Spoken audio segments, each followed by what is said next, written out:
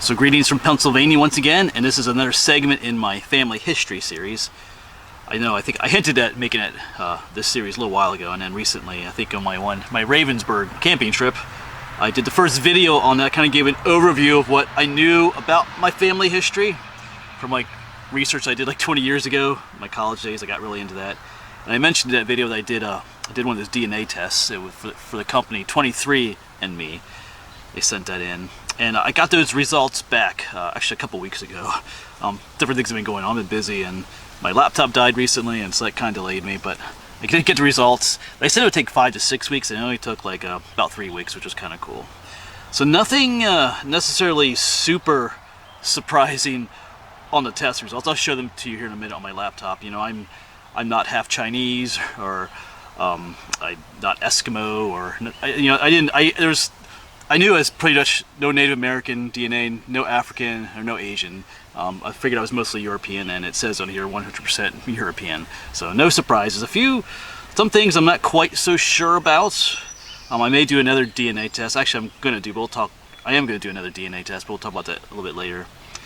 Let's show you the results, and we'll talk about the implications of these results, or for what I told you in the first video, because there's some interesting things. At least for me. But. Okay, so here are the results. Of course, that's color-coded up here. That light blue color generally means northwestern Europe. There's just a little sliver of dark blue up there, but you can see 100% European. That was no surprise. But it would be cool to see something else, though, too. Yeah, northwestern Europe shows this part up here. So French and German, once again, no surprise. 99.6 French and German. And it gives some places that most likely I'm from. Whoops, I just got rid of that. Hold on a second. Yeah, I forgot this new laptop is a touch screen. So I touched the screen and it went somewhere else. But yeah, so Switzerland and Germany, that fits. But then there's this. Southern European, 0.4% Italian. Where does that come from? So, I'm not sure. Yeah, I think you can click on some of these things. Yeah. So 99.6 French and German. Switzerland, highly likely match. Germany, likely match. And over here it shows the map. There's Switzerland, and there's part of Germany that I'm potentially from. Looks like I can click on that too. But as I mentioned in that first video, that I had that old map of this area right here, and there was a town of Rob that the Zellers were from. I think it was just across the line right in here. So that's interesting. So that matches with what we thought. Yeah, I zoomed that map in a little bit. Whoops. Let go. Okay, there we go. So this is Upper Austria over here. And it says we're likely from this area, Baden-Württemberg, Germany. And then from these areas in Switzerland, perhaps. Okay, that's cool. So for the most part, at least, that's what we were expecting to see those areas pop up in the DNA test. Like I said, my mom's side is pretty much 100% German and Swiss, and my dad's side pretty much the same. Of course, there were we talked a little bit about the initial name, the Zeller name. It started out as being De Cella. There's that one individual, I don't have my notes down here, but Lord Otto De Cella. And De Cella was actually Italian, but Otto is not an Italian name, I don't think. So probably, and De Cella meant having something to do with the church. So it was Lord, and De means of, so it was Lord Otto, like of the church. So more than likely he was still a German fellow, but maybe his last name was like Romanized because it's part of the Roman Catholic Church. Because you saw that Italian in there. I don't think that's coming from them, but we could be wrong. I'll talk about that in a little bit here. That kind of threw me off a little bit where that Italian comes into play. I wasn't expecting that. Oh yeah, and I think I mentioned in that video that my one great grandmother somewhere was supposed to be Irish. I think her name was Kate, but that did not show up in here at all. There's no Irish or even anything in the British Isles, so I'm not so sure about that. It's pretty much it's one of those established traditions in my research family history that she was Irish, but maybe this test missed it. Because I did notice, I watched a video this morning where some guy did he did like 10 tests. Of course, some of those tests were free that he got. because he has like 1 million subscribers on YouTube. But and they came up with a number of different results from test to test. So that's the reason I want to try another test. And yeah, and remember, there's another mystery one to talk about.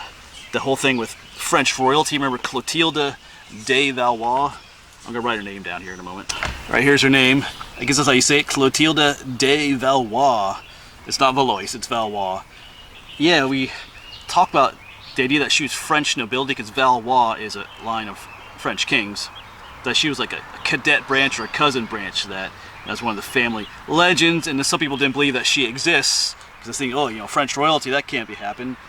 So we were expecting to find French DNA in these results. And when I first saw the results, it said 99.6 French and German, but none of it's actually from France. There's another spot here you can go look at, see what regions you're from. It says 99.6 French and German, but it doesn't mean France French. It means Swiss French. Because if you know anything about Switzerland, Switzerland's like there's French, German, and Italians that live in Switzerland. So that French DNA that I have is from Switzerland.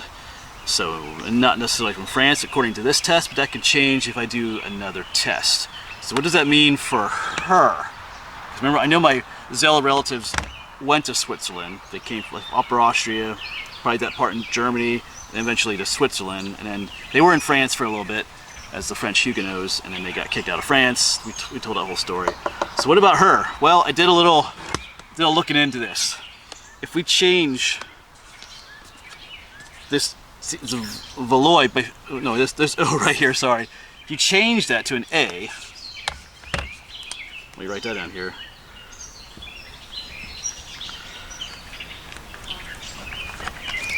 Valais. If you know anything about Switzerland, Valais is one of the cantons, or you can think of states, one of the regions of Switzerland. The canton, that was a fly bugging me. The canton of Valais. So perhaps she's not Clotilde de Valois, but Clotilde de Valais. I mean Clotilde of Valais, of that region in Swiss. Which would make sense, because I said my ancestors, before they came over here, they spent quite a bit of time in Switzerland, so maybe that's where I think his name was Jacques Zola.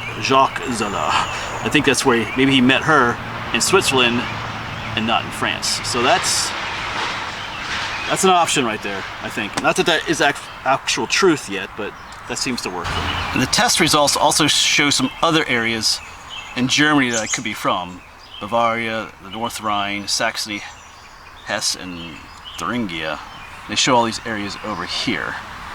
So some of these, I'm pretty sure the Zellers are not from these northern areas, but from like the southern area, maybe Bavaria over into here. So where these come from, some of these are probably from my mom's side. I know that I have one, you know, great whatever that came over from Germany in like the 1870s.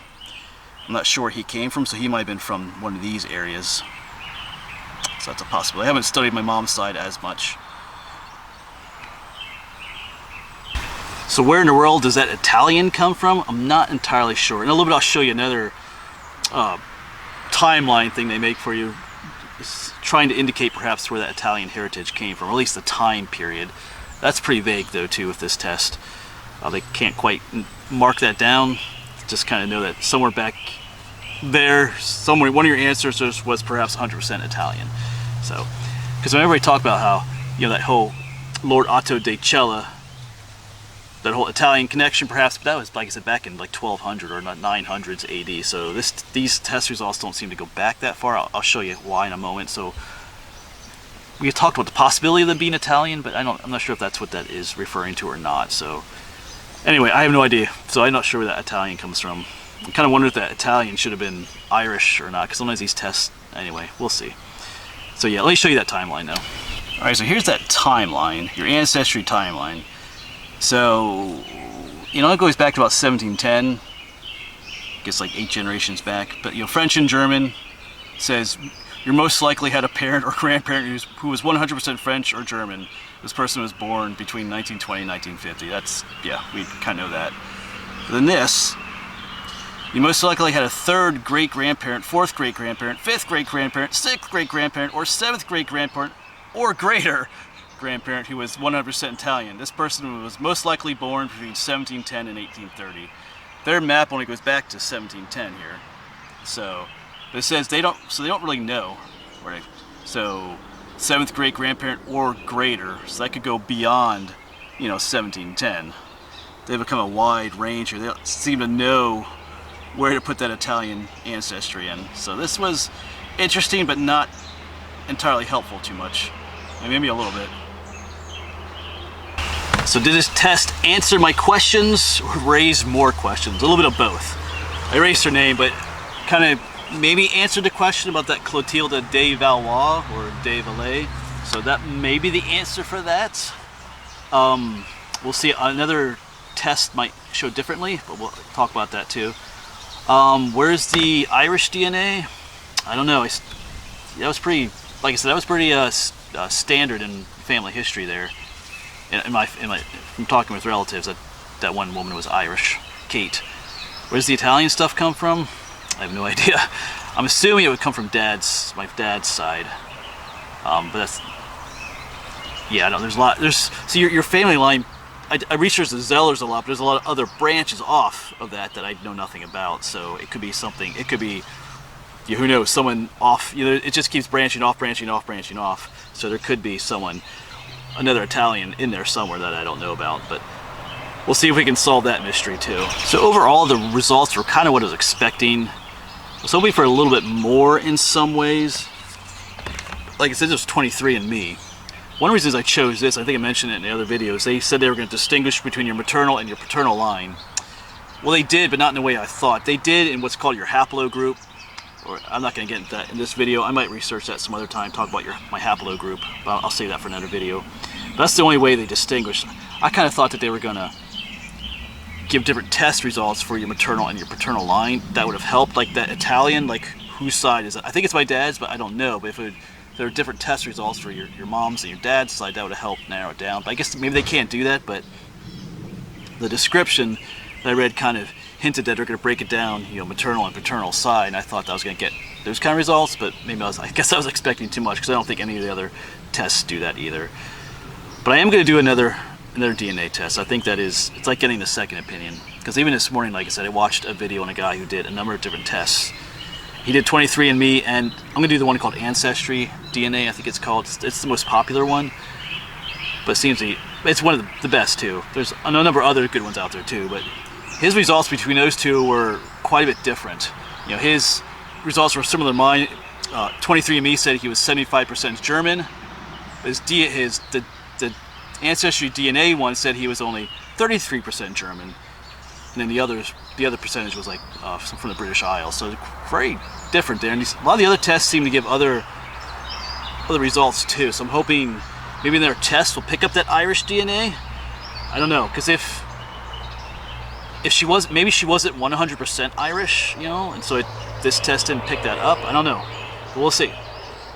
I'm not doing it this month because I had some unexpected costs this month, having to get a new computer and stuff like that. So I think I'll save it for July. It's still June right now, so we're gonna continue on, try and solve some more mysteries. See what goes. Like I said, I'm gonna continue the series, trying to go different sites and see what more I can find. But I'm gonna do that test as well. Yeah, so if you've done any of these tests yourself and familiar with this kind of stuff, you want to give any comments or helps or tips below for me, that'll be much appreciated. But like I said, I'm going to keep on going on with this. It's just kind of like when you go to the doctor and you're sick, and the doctor gives you, a diagnosis, and part of you is kind of like, that sounds true, but I feel like there's something else going on, and so you want to get a what? You want to get a second opinion. And the second doctor might tell you the exact same thing, or he might be a little bit more thorough in his testing and tell you, yeah, the other doctor was kind of right, but there's also something else going on too. And that's what another test will show. Not that I want to waste my money, but I feel like I'm invested in this now. I kind of want to learn, so I'm just going to do the other test. At least one more. I'm not going to do all 10 of them like that guy did. But anyway. Alright, so the journey continues. Where does that Italian stuff come from? So in the future, we'll try to get to different locations regarding family history and see what we can find on this journey together. All right, and if you're interested in this stuff, I encourage you to do it yourself. It can be quite fascinating, and you never know what you might learn. All right, I'll see you on the next one.